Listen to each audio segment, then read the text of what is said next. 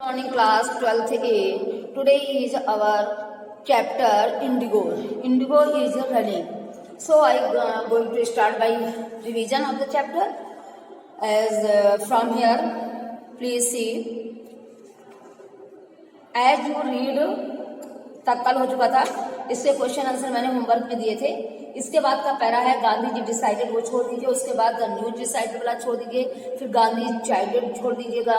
फिर उसके बाद ये most of the arable land in the Champaran district was divided into large states owned by Englishman and work by Indian tenants. Champaran जिले की अधिकांश कृषि योग्य भूमि को बड़ी बड़ी जागीरों में बांट दिया गया था. The chief commercial group crop was Indigo. और जो हमारी मुख्य सबसे प्रमुख हमारी जो व्यापारिक खेती थी वो इंडिगो यानी नील की खेती थी. ठीक है. क्या कहा कि चंपारण जिले की अधिकांश कृषि योग्य भूमि को बड़ी बड़ी जागीरों में बांट दिया गया था जिन पर अंग्रेजों का अधिकार था और भारतीय कृषक उन पर कार्य करते थे. अंग्रेजों का अधिकार था और काम कौन करता था? एज ए सर्वेंट भारतीय किसान करते थे. The chief commercial crop was Indigo. और उनकी मुख्य व्यापारिक खेती जो थी वो उनकी इंडिगो थी. फसल जो थी वो इंडिगो थी. The landlords compared are tenants to plant 3/20 or 15% of their holding with indigo and surrender the entire indigo harvest as rent. This was done by long-term contract.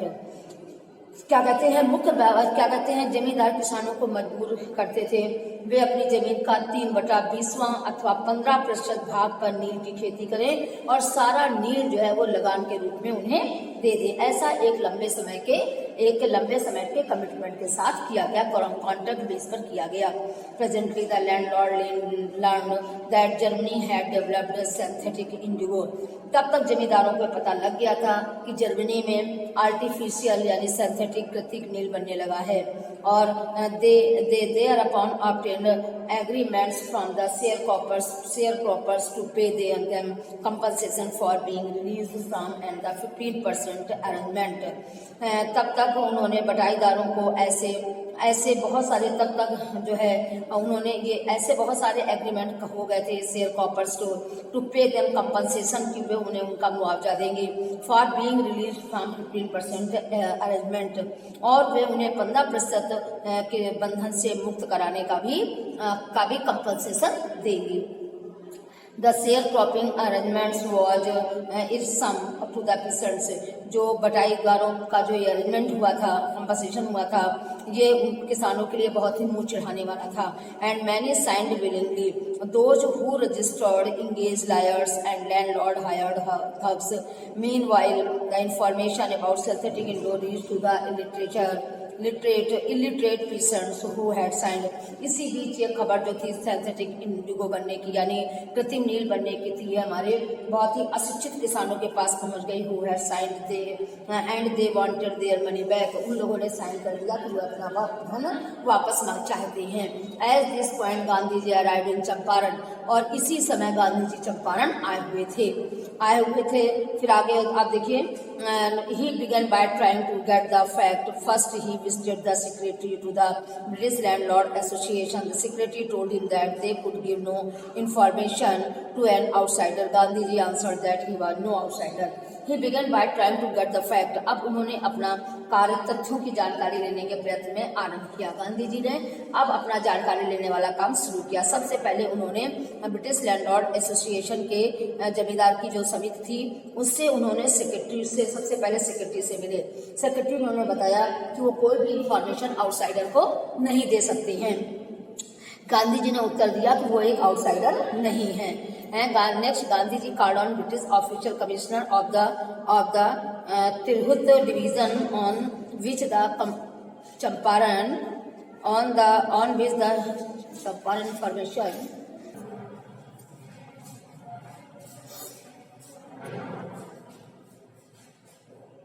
He began by trying to get the facts. First, he visited the secretary of the British Landlords Association. ये हो गया. ऊपर देखिए. Next, Gandhi ji called on the British official commissioner of the Tirhut division in which the Champaran district ले. फिर इसके बाद Gandhi ji Tirhut division के ब्रिटिश सरकारी कमिश्नर से मिलने गए जिसके अंतर्गत चंपारण जिला आता था. जिसके अंतर्गत चंपारण जिला आता था। The commissioner Gandhi ji reports proceeded to bully them and advised him forthwith to leave Surat. Gandhi ji बताते हैं, कमिश्नर ने मुझे डराना धमकाना प्रारंभ कर दिया। The commissioner Gandhi ji report बताते हैं प्रोसीडेड टू बुली मी, मतलब मुझे डराना धमकाना शुरू कर दिया और मुझे एडवाइस दी फॉरवर्ड टू लीव तुरंत, कि वो तुरंत यहाँ से छोड़ दूं, कि मैं तुरंत छोड़ दूं, यानी गांधी जी तुरंत छोड़ दें। Gandhi ji did not leave, Gandhi ji ने तुरंत नहीं छोड़ा। Instead he proceeded to Motihari, इसके पश्चात वो मोतिहारी की तरफ चल पड़े। द कैपिटल ऑफ चंपारण, जो भी चंपारण की कैपिटल थी, उधर चल पड़े। सेवरल लायर्स कंपनीड हिम, बहुत सारे वकील भी उनके पीछे चल दिए। At the railway station a vast multitude greeted Gandhi ji, और रेलवे स्टेशन पे एक बहुत बड़ी विशाल जनसमूह ने उनका स्वागत किया। He went to house and using it as a headquarters, वो घर गए और उसके बाद उनका उपयोग हेडक्वार्टर के रूप में करते हुए उन्होंने अपनी खोजबीन जारी रखी। वे एक घर में गए और उन्होंने हेडक्वार्टर का प्रयोग करते हुए कंटिन्यूड हिज इन्वेस्टिगेशन, उन्होंने अपनी जो खोज थी उसे जारी रखा। अ रिपोर्ट केम इन, एक रिपोर्ट आई, and a patient had been maltreated in a nearby village, report आई कि एक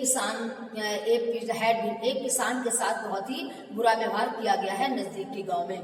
Gandhi ji decided to go and सी, गांधी जी ने दृढ़ निश्चय किया कि हम वहां पर जाएंगे और वहां पर पता लगाएंगे। The next morning he started out on the back of a elephant, अंत में मतलब अगली सुबह वो एक हाथी की पीठ पर बैठकर और उधर की ओर चल पड़े। He had not proceeded far, वो बहुत दूर अभी नहीं गए थे। When the police superintendent messenger overtook him, अभी वो बहुत दूर नहीं गए थे कि एक पुलिस सुपरिटेंडेंट के संदेश वहां उनके पास आ पहुंचा।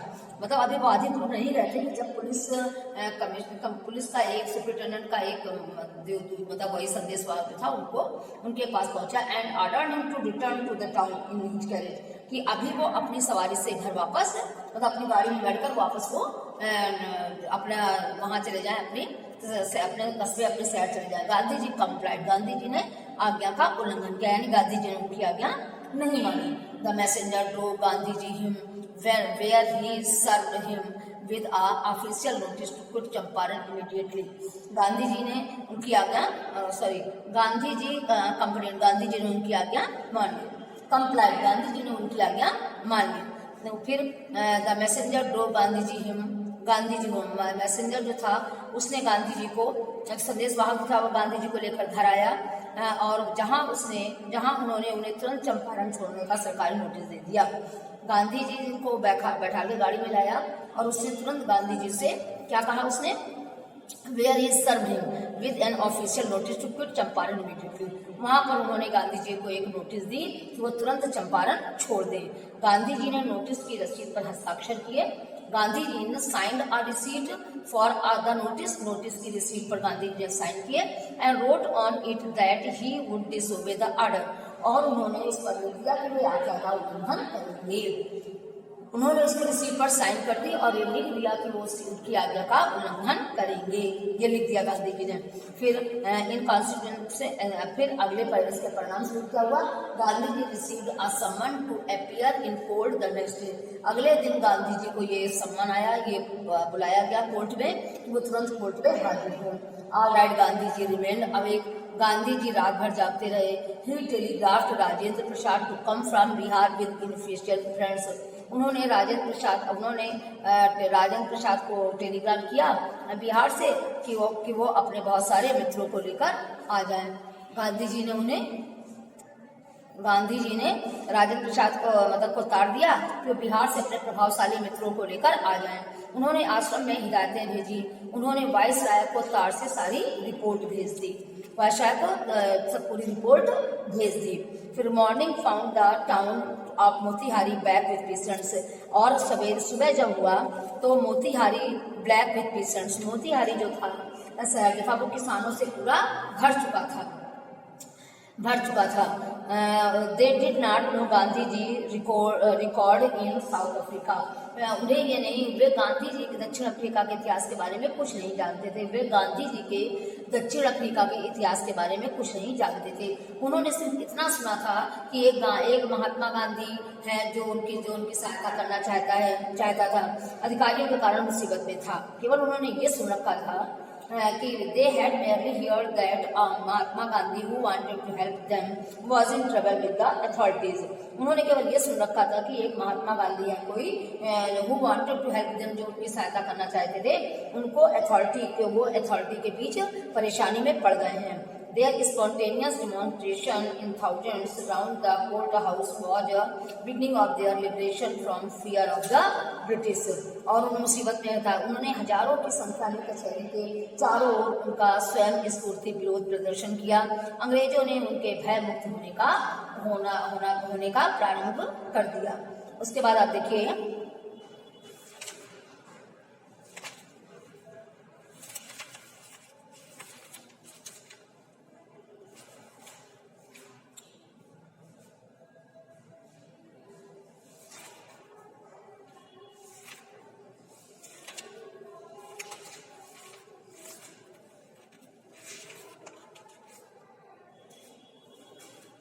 आगे देखिए बच्चों, the officials felt powerless without Gandhi ji cooperation. अब जो अधिकारी लोग, जो ऑफिशियल्स थे, वो लोग गांधी जी के कोऑपरेशन के बिना अपने को असहाय यानी बिल्कुल भी शक्तिहीन महसूस कर रहे थे। He help them regulate the crowd, और उन्होंने भीड़ को नियंत्रित करने में भी उनकी सहायता की। कहते हैं he was polite and friendly, वो बिल्कुल नम्र थे और मित्रवत भाव से उनके साथ पेश आ रहे थे। He was giving them conscript approved that their might, their too dreaded and unquestioned, could be challenged by Indians. और वे इस बात पर अपना ठोस प्रमाण दे रहे थे कि उनकी सरकार यानी उनकी शक्ति को, जो अभी तक डरावनी और निर्विवाद थी, भारतीयों द्वारा चुनौती दी जा सकती है। वो क्या कह रहे थे कि उनको भारतीयों के द्वारा चुनौती दी जा सकती है। द गवर्नमेंट वॉज बिफ्लेड, जो सरकार जो थी वो घबरा गई एकदम से। And the prosecutors requested the जज to postpone the trial. Apparently the authority wish to consult their superiors. जो सरकार जो थी वो बिल्कुल घबरा गई। सरकारी वकील ने जज के मुकदमे को टालने का आग्रह किया और कहते थे लगता है अधिकारी अपने से बड़े अधिकारियों से सलाह लेना चाहते थे। Gandhi ji protested against the delay, Gandhi ji ने देर होने की वजह से उनका विरोध किया। He read a statement pleading guilty he was involve. He told the court in a conflict of duties on the one hand not to set a bad example as a lawbreaker, on the other hand a render and humanitarian and national service for which he had come. क्या कहते हैं, गांधी जी ने देरी होने के विरुद्ध में अपना विरोध प्रदर्शन किया। उन्होंने अपना अपराध स्वीकार करते हुए एक बयान में पढ़ा कि क्या पढ़ा उन्होंने कचहरी को बताया कि वे कर्तव्यों के संघर्ष में उलझे हुए थे। तो एक तरफ तो कानून तोड़ने वाला यानी बुरा उदाहरण नहीं बनना चाहते थे, दूसरी ओर वे मानवीय और राष्ट्रीय सेवा करना चाहते थे, जिसके लिए वे यहाँ आए थे। वो कोई विरोधी नहीं बनना चाहते थे, जिसके लिए वहां पे आए थे। Not for want of respect for of lawful authority but in obedience of the higher law of our being the voice of conscience he आज द पेनल्टी ड्यू। कहते हैं जिसके लिए वहां आए थे, उन्होंने वहां जाने की आज्ञा का उल्लंघन कानूनी अधिकार के प्रति आदर की कमी के कारण नहीं था, बल्कि उन्हें अस्तित्व के उच्चतर कानून आत्मा की आवाज के पालन के कारण था। उन्होंने उचित दंड दिए जाने का आग्रह किया। आगे क्या, मजिस्ट्रेट अनाउंस्ड। ओके बच्चों, आज हम यहीं से छोड़ रहे हैं, फिर हम इसके बाद आपको आइए चाहिए पढ़ाते हैं। ये the magistrate announce that he would pronounce sentence after a 2 hours disease and आज Gandhi ji to furnish bail for those 120 minutes. Gandhi ji refuse, the जज release him without bail. The magistrate ने घोषणा की कि वह 2 घंटे के इंटरवल के बाद सजा सुनाएगा और गांधी जी ने 120 मिनट की जमानत लेने को कहा। गांधी जी ने रिफ्यूज कर दिया, जज ने बिना जमानत के ही उन्हें मुक्त कर लिया, बिना जमानत के ही उसे मुक्त कर दिया।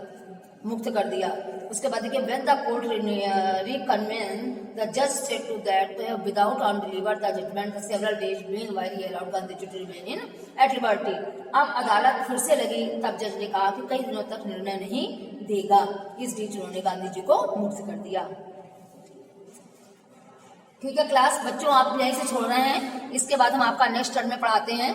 Okay class, thank you. और सभी बच्चे इसमें से एक क्वेश्चन आप लिख के होमवर्क पे सेंड करेंगे। Okay class.